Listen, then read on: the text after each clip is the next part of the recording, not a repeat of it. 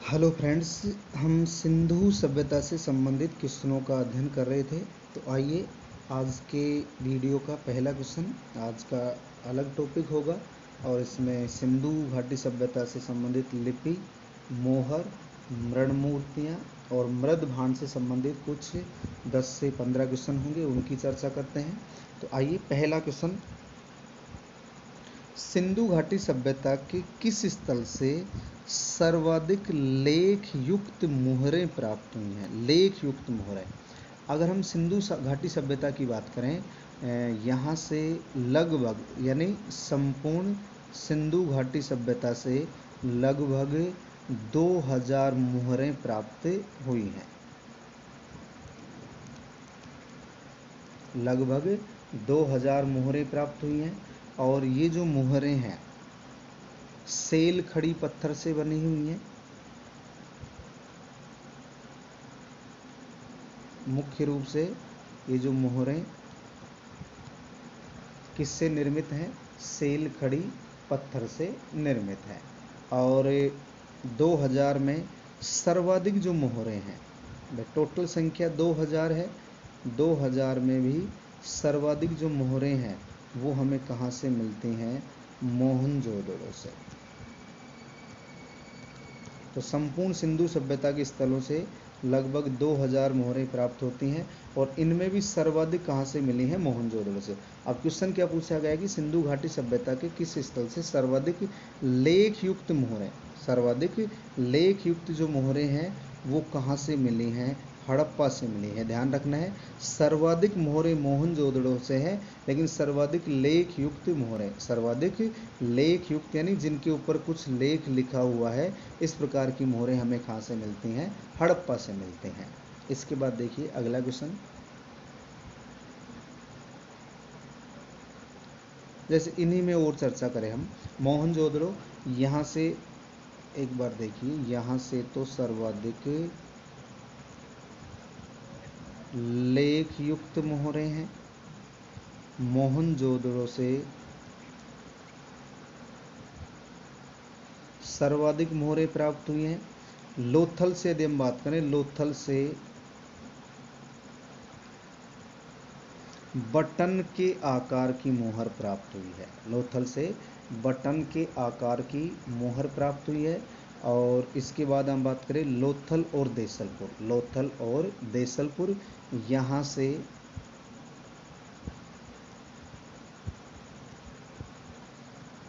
तांबे से बनी मोहर,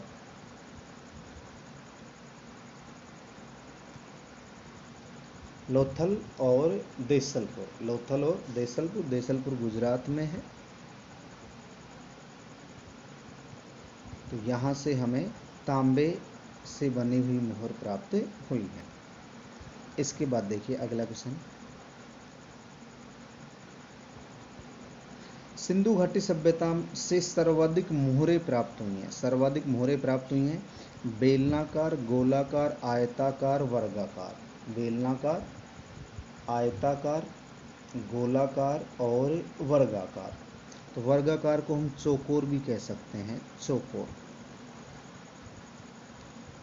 यद्यपि सिंधु घाटी सभ्यता से ये चारों प्रकार की मोहरें प्राप्त होती हैं, चारों प्रकार की ही मोहर प्राप्त हुई हैं, यानी बेलनाकार, गोलाकार, आयताकार और वर्गाकार। लेकिन इनमें भी सर्वाधिक पूछा गया है, सर्वाधिक कौन से आकार की प्राप्त होती हैं? वर्गाकार या चौकोर। ध्यान रखना है, सर्वाधिक कौन से आकार की प्राप्त होती हैं? वर्गाकार अथवा चौकोर प्राप्त होती हैं। और इन मोहरों की यदि हम बात करें, यानी सिंधु सभ्यता में जो मोहरें प्राप्त हुई हैं उन पर देवी देवताओं के चित्र भी अंकित हैं।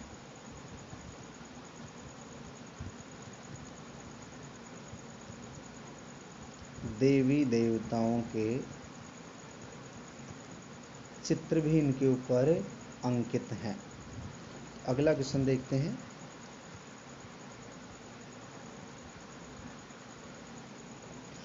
सिंधु सभ्यता के किस स्थल से बटन के आकार की मोहर प्राप्त हुई है? बटन के आकार की, इसका सही जवाब हो जाएगा लोथल। तो लोथल से तांबे की मोहर भी प्राप्त हुई है। लोथल से तांबे की मोहर भी मिली है। मोहनजोदड़ो की यदि हम बात करें, मोहनजोदड़ो से सर्वाधिक मोहरें प्राप्त होती हैं। सर्वाधिक मोहरें कहाँ से मिली हैं? मोहनजोदड़ो से। कालीबंगा से बात करें, कालीबंगा से मेसोपोटामिया की बेलनाकार मोहर प्राप्त हुई है। मेसोपोटामिया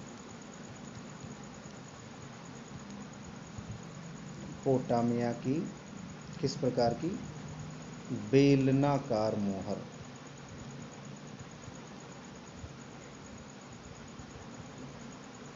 और लोथल से बात करें तो यहाँ से फारस खाड़ी की मोहर प्राप्त होती है। फारस की खाड़ी, फारस खाड़ी की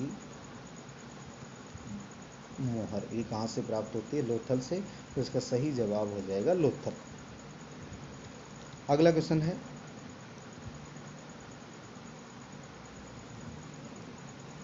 सिंधु सभ्यता से प्राप्त सर्वाधिक मोहरें बनी हुई हैं, यानी सर्ट, गोमेद, कांसली मिट्टी और सेल खड़ी पत्थर, सभी इन सभी से निर्माण किया गया है। जो सेल खड़ी पत्थर है वो सर्वाधिक हो जाएगा, लेकिन इन सभी से मोहरों का निर्माण किया गया है, ध्यान रखना है। यानी सेल खड़ी पत्थर से भी है, कांसली मिट्टी से भी है, गोमेद से भी है, चर्ट से। लेकिन इसमें पूछा गया कि सर्वाधिक मोहरें किससे बनी हुई हैं, वो सही जवाब होगा सेल खड़ी पत्थर। तो इसका सही जवाब क्या हो जाएगा? सेल खड़ी पत्थर।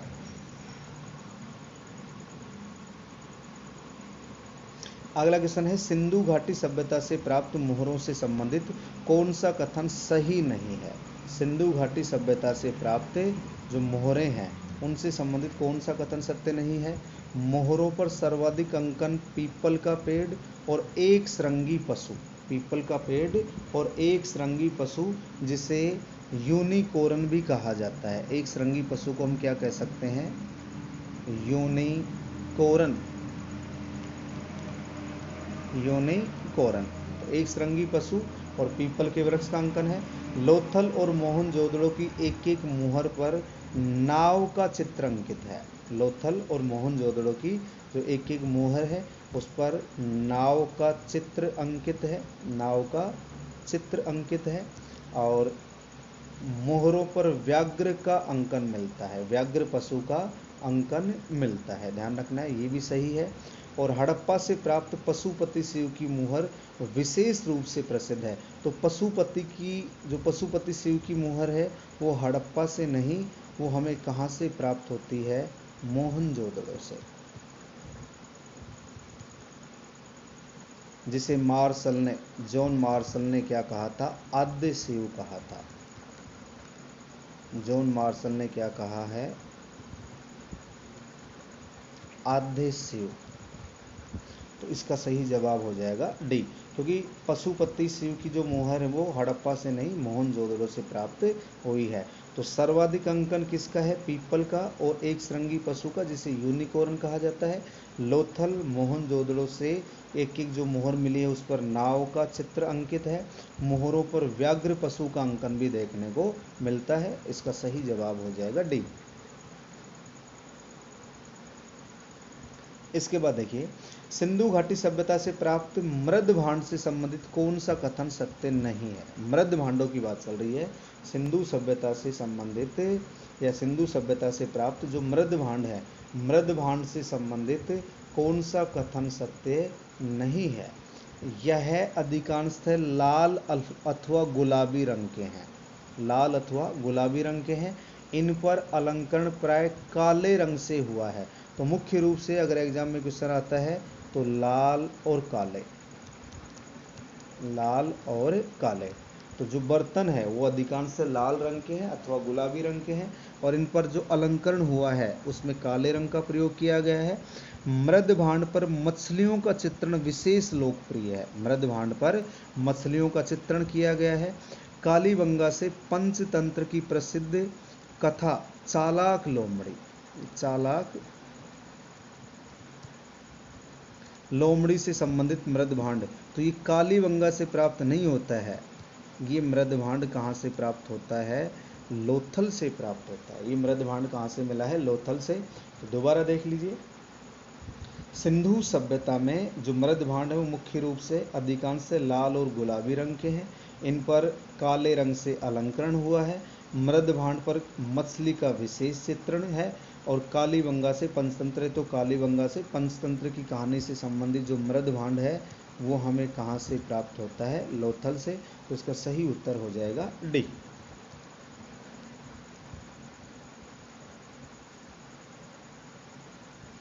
इसके बाद अगला क्वेश्चन देखिए, कौन सा कथन सत्य नहीं है? कौन सा कथन सत्य नहीं है? सर्वाधिक संख्या में सेल खड़ी पत्थर के मणके प्राप्त हुए हैं। सर्वाधिक संख्या में सेल खड़ी पत्थर के मणके प्राप्त हुए हैं।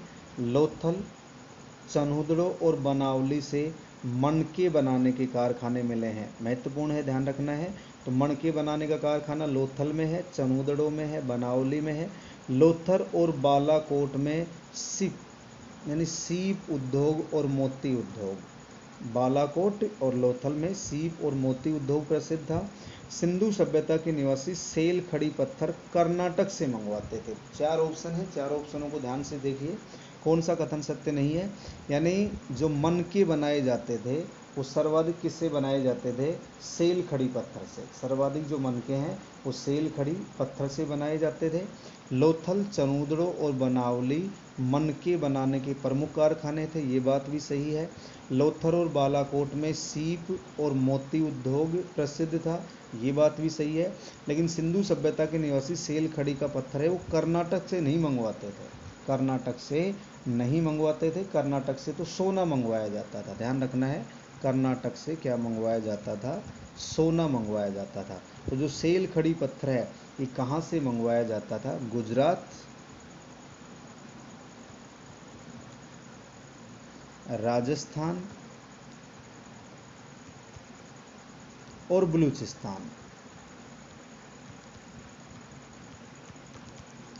गुजरात, राजस्थान और बलूचिस्तान से मंगवाया जाता था, इतना ध्यान रखना है। इसी प्रकार यदि हम बात करें तो ये जो शंख शिल्प कला के केंद्र थे, हम कल भी चर्चा कर चुके हैं कल वाले वीडियो में। शंख शिल्प कला ये मुख्य रूप से कहाँ की प्रसिद्ध है? नागेश्वर और बालाकोट। नागेश्वर गुजरात में है, बालाकोट पाकिस्तान में है। नागेश्वर और बालाकोट, इसकी चर्चा हम इससे पहले वाले वीडियो में भी कर चुके हैं। तो इसका सही जवाब हो जाएगा डी। तो कर्नाटक से नहीं मंगवाते थे, राजस्थान, गुजरात और बलूचिस्तान से मंगवाते थे।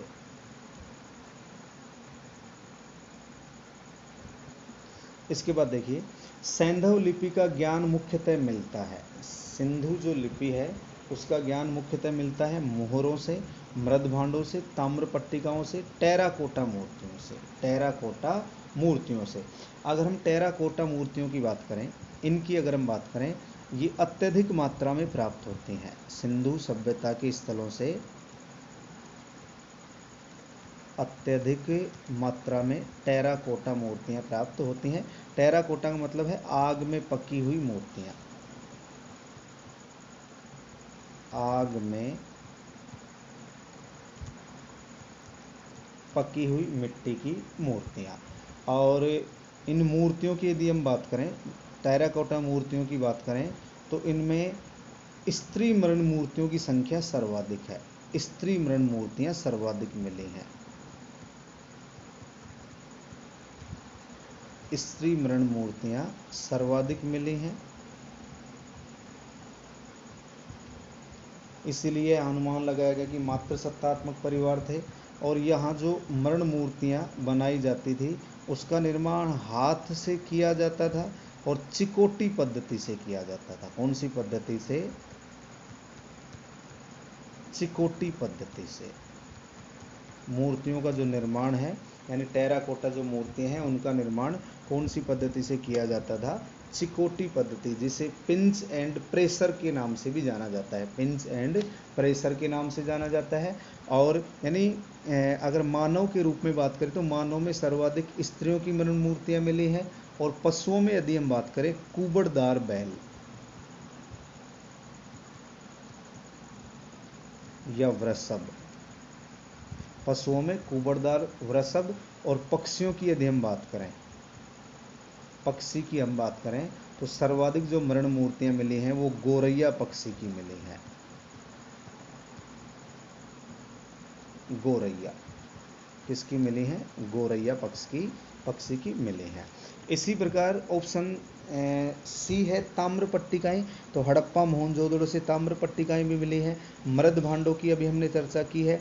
मृद भांड मुख्य रूप से लाल और काले, मुख्य रूप से लाल और काले हैं। और मृद भांड का जो निर्माण है वो कुम्हार की चाक पर किया जाता था।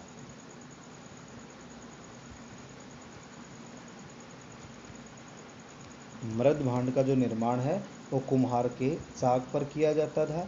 और अगर मृद भांडों की बात करें, मोहनजोदड़ो के जो मृद भांड हैं,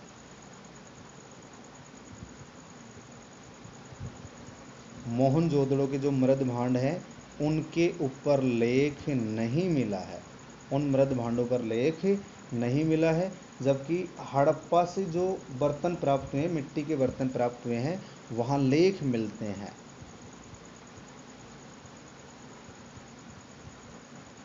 यहाँ से हमें लेख प्राप्त हुए हैं। तो सैंधव लिपि का ज्ञान मुख्यतः किससे मिलता है? इसका सही जवाब हो जाएगा मोहरों से। इसका सही जवाब क्या होगा? मोहरों से। तो सैंधव लिपि का ज्ञान हमें कहाँ से मिलता है? मोहरों से मिलता है।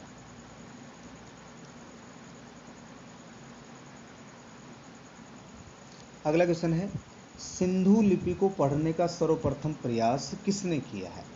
सिंधु लिपि को पढ़ने का सर्वप्रथम प्रयास किस विद्वान के द्वारा किया गया है? के.एन. वर्मा, एस.आर. राव, आई. महादेवन और एल.ए. वेडेन। एल.ए. वेडेन। यद्यपि सिंधु लिपि को पढ़ने का प्रयास के.एन. वर्मा के द्वारा भी किया गया, एस.आर. राव के द्वारा भी किया गया और आई. महादेवन के द्वारा भी किया गया है। आई. महादेवन के द्वारा भी किया गया है, लेकिन सर्वप्रथम प्रयास पूछा गया है। सर्वप्रथम प्रयास कौन हो जाएगा? एल.ए. वेडेन। एल.ए. वेडेन। और इनके द्वारा सर्वप्रथम प्रयास कब किया गया है? 1925 में। इनके द्वारा सर्वप्रथम प्रयास कब किया गया है? 1925 में। तो इसका सही जवाब हो जाएगा डी। आई. महादेवन की बात करें, अगर इसकी हम बात करें, इनके द्वारा लिपि का उद्वाचन किया गया।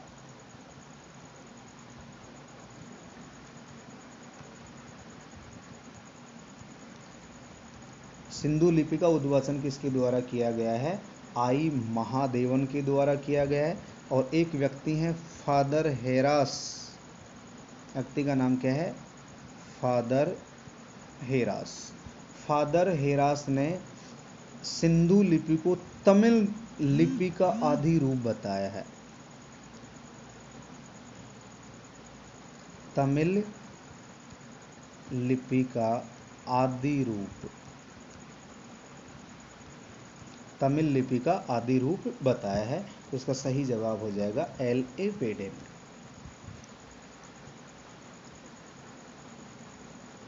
अगला क्वेश्चन है, किस विद्वान ने सिंधु लिपि को बाएं से दाएं पढ़ने और उसे तमिल भाषा में परिवर्तित करने का दावा किया है? किस विद्वान ने सिंधु लिपि को बाएं से दाएं पढ़ने और उसे तमिल भाषा में परिवर्तित करने का दावा किया है? तो इसका सही जवाब हो जाएगा रेवरेंड हेरेस। इसका सही जवाब क्या होगा? Reverend Heres.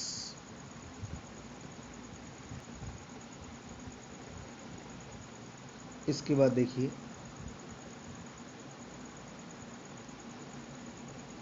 सिंधु लिपि का सबसे पुराना नमूना प्राप्त हुआ। सिंधु लिपि का सबसे जो पुराना नमूना है वो कब प्राप्त हुआ है? 1852 में, 1853 में, 1854 में, 1855 में। तो इसका सबसे प्राचीन नमूना 1853 में प्राप्त हुआ है। कब प्राप्त हुआ है? 1853 में। और ये नमूना प्राप्त करने वाले कौन थे? कनिघम। तो ये नमूना किसको प्राप्त हुआ है? कनिघम को प्राप्त हुआ है। ध्यान रखना है, सबसे प्राचीन नमूना कब प्राप्त हुआ है? 1853 में। 1853 में प्राप्त हुआ है। और यदि हम हड़प्पा सभ्यता की बात करें, यहाँ का सबसे लंबा जो अभिलेख है, हड़प्पा सभ्यता का सबसे लंबा अभिलेख, सबसे लंबा अभिलेख 26 चिन्हों वाला है। कितने चिन्ह हैं उसमें? 26 चिन्ह है, तो ध्यान रखना है। अगला क्वेश्चन है, सिंधु लिपि से संबंधित कौन सा कथन सत्य नहीं है? सिंधु लिपि से संबंधित कौन सा कथन सत्य नहीं है? नहीं है पूछा गया है। इस लिपि में सबसे ज़्यादा अंग्रेजी के यू अक्षर का चित्र प्राप्त हुआ है। इस सभ्यता में या इस लिपि में, सिंधु लिपि में सबसे ज़्यादा अंग्रेजी के यू अक्षर का चित्र प्राप्त हुआ है, ये बात सही है। 250 से 400 तक चित्राक्षर प्राप्त हुए हैं। 250 से 400 तक चित्राक्षर है। अधिकांश लिपि के नमूने सेल खड़ी की मोहरों पर प्राप्त हुए हैं। अधिकांश लिपि के जो नमूने हैं वो सेल खड़ी की मोहरों पर प्राप्त हुए हैं। और चित्रों में सबसे अधिक हाथी के चित्र का प्रयोग मिलता है। तो सबसे ज़्यादा जो चित्र है वो हाथी का नहीं, वो किसका मिलता है? मछली का मिलता है। लिपि से संबंधित ध्यान रखना है, सबसे ज़्यादा जो चित्र है वो किसका मिलता है? मछली का मिलता है, न कि हाथी का। ध्यान रखना है, सबसे ज़्यादा मछली का। इसका उत्तर हो जाएगा डी।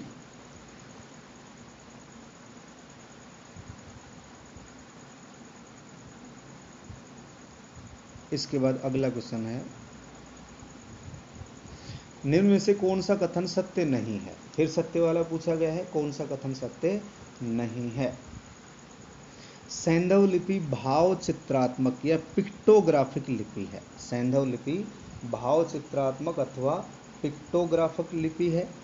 यह लिपि पहली पंक्ति में दाएं से बाएं यानी डी से बी और बाद में बी से डी, ऐसे याद कर लेना। पहले डी, फिर बी और फिर डी, यानी पहली पंक्ति में दाएं से बाएं और दूसरी पंक्ति में बाएं से दाएं ओर लिखी गई है, ये बात सही है। इस पद्धति को बुस्ट्रोफेदन या गोमुत्रिका पद्धति, यानी दाएं से बाएं और बाएं से दाएं लिखना क्या कहलाता है? बुस्ट्रोफेदन या गोमुत्रिका पद्धति कहा जाता है। सिंधु लिपि को न पढ़े जाने का कारण यहाँ से प्रचुर मात्रा में प्राप्त द्विभाषीय लेख है। तो ये गलत है, क्योंकि यहाँ से द्विभाषीय लेख की प्राप्ति नहीं होती है।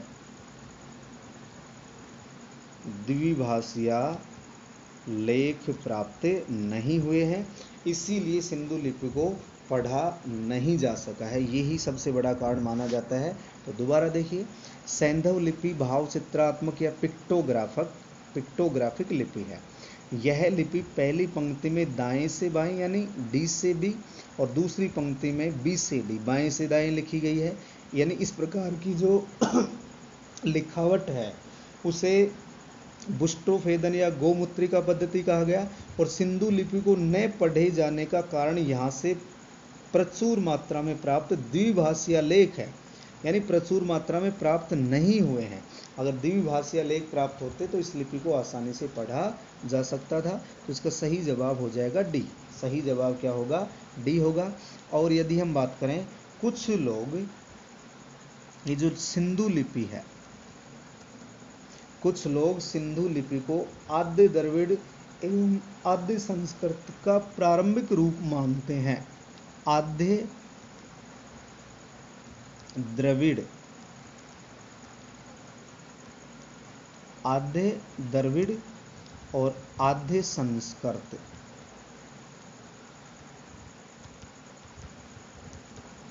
इसका प्रारंभिक रूप मानते हैं। और सबसे बड़ी बात, जो सिंधु घाटी सभ्यता है वो मिस्र और मेसोपोटामिया के समकालीन है।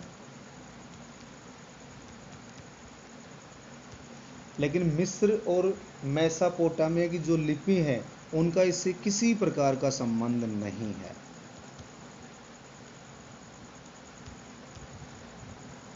मिस्र और मेसोपोटामिया की जो लिपियां हैं उनका इससे किसी प्रकार का कोई संबंध नहीं है। और सिंधु लिपि 1923 में पूर्णतः प्रकाश में आ गई थी। तो सबसे प्राचीन नमूना कब मिलता है? 1853 में। लेकिन 1923 में सिंधु लिपि 1923 में पूर्णतया प्रकाश में आ गई थी। पूर्णतया प्रकाश में आई, यानी लोगों के सामने आ गई थी। इसका सही जवाब हो जाएगा डी। तो दोस्तों आज की वीडियो में इतना ही। इसके बाद हम नेक्स्ट टॉपिक पे चर्चा करेंगे सिंधु घाटी सभ्यता का आर्थिक जीवन और सामाजिक जीवन। आर्थिक जीवन और सामाजिक जीवन। आज के लिए इतना ही। जय हिंद, जय भारत।